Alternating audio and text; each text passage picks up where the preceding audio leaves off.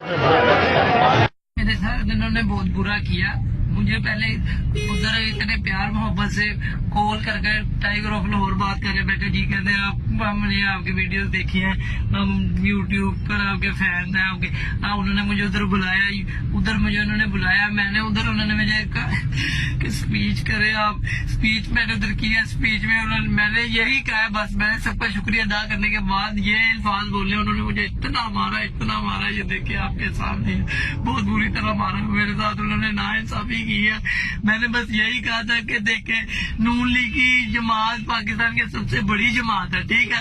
कसूम नवाज का जनाजा बहुत बड़ी तादाद में था, ठीक है। मैं चैलेंज करता हूँ कि इमरान खान साहब का जनाजा हम इससे बड़ा करवाएंगे। उन्होंने मुझे बहुत मारा है, बहुत ज्यादा मारा उन्होंने मुझे, मेरे साथ बहुत ज्यादा ही है।